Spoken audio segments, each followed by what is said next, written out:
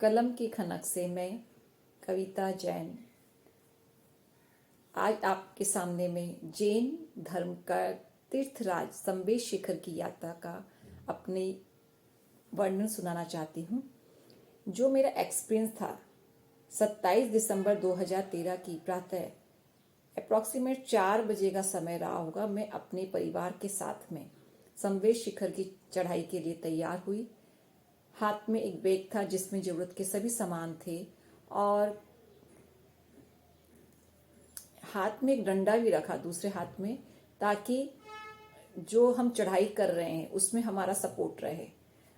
एक हाथ में टॉर्च, एक हाथ में डंडा लिए हम लोग चल रहे थे और पूरे जोश के साथ पदयात्रा में चढ़ते गए। 8 बजे हम भगवान पार्श्व मंदिर के हमने दर्शन किए और वहाँ पर हमने अपने मन की जो भी इच्छा होती है, एक जो आध्यात्मिक इच्छा होती है हम विकास करें, वो हमने ली। इसके बाद में हम गौतम स्वामी के टोंक पर 10 बजे पहुंचे। वहां पर सभी तीर्थंकरों के हमने दर्शन किए। तीर्थंकरों की टोंक यानी स्मृति चिन्ह, जहां पर तीर्थंकरों ने अपना परिनिर्वाण किया था। और वहां पहुंच के हमें इतना अच्छा अनुभव लगा कि 20 तीर्थंकरों की टोंक संवेश शिखर पर है। हमने वहाँ टोंक की फेरी भी ली और उस दिन मैंने अपने मन से 2-2 घंटे चौविहार त्याग कर दी गई। मतलब पानी भी नहीं पिया मैंने। मेरा ये लक्ष्य था कि मैं पार्श्व हिल तक दर्शन करूं, तब तक मैं चौविहार ही त्याग करूं।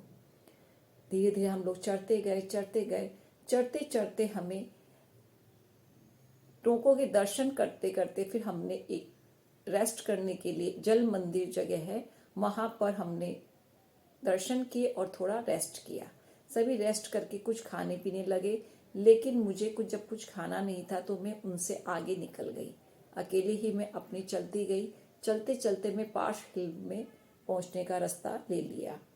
अप्रॉक्सीमेट मैं 1 बजे पार्श्व हिल के मैंने दर्शन कर लिए। पहले मैं मूल मंदिर जो है उसकी जो गुफा है वहाँ पे दर्शन किए, जहाँ पर भगवान पार्श्वनाथ ने अपनी साधना की थी और तपस्या करके परिनिर्वाण को प्राप्त किया था। उसमें वहाँ जाके मैंने दर्शन की। वहाँ ऐसा लगा मानो मैं स्वर्ग में पहुँच गई हूँ, क्योंकि इतना शांत वातावरण और ऐसे एनर्जेटिक परमाणु थे वहाँ पर। पॉजिटिविटी वाइब्स थी कि एकदम फुल ऑफ एनर्जी मेरे अंदर आ रही थी। ऐसा लग रहा था वहाँ उसे अपलक दर्शी से निहारती रहूं। मैं उस जगह अनिमेष दृष्टि से उस स्थान के को देखती रही। बहुत अच्छा अनुभव था। फिर ऊपर जो मंदिर था जहाँ पर पूजा अर्चना की जाती, वहाँ भी मैंने दर्शन किए, फेरी लगाई और मैं अपने पारिवारिक जनों का इंतज़ार करने लगी। अप्रॉक्सीमेट 1:30 या 1:45 बजे तक वो लोग वहाँ पहुँचे। सभी मुझसे बहुत नाराज़ थे क्योंकि मैं सभी को बिना बताए ऊपर आ गई थी। और सबसे बड़ी दुविधा ये थी कि वहाँ मोबाइल का नेटवर्क भी नहीं मिल रहा था। सबकी नाराज़गी जायज़ भी थी।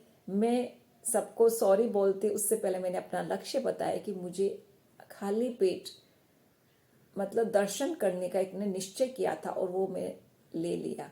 सबके कहने से मैंने सबकी बात मानी और नीचे उतरते वक्त 3 बजे मैंने अपना व्रत को मतलब खोला और इक्षु रस से मैंने वहाँ पे पारणा किया और फिर मैं अपने गंतव्य स्थान पे पहुँच गई।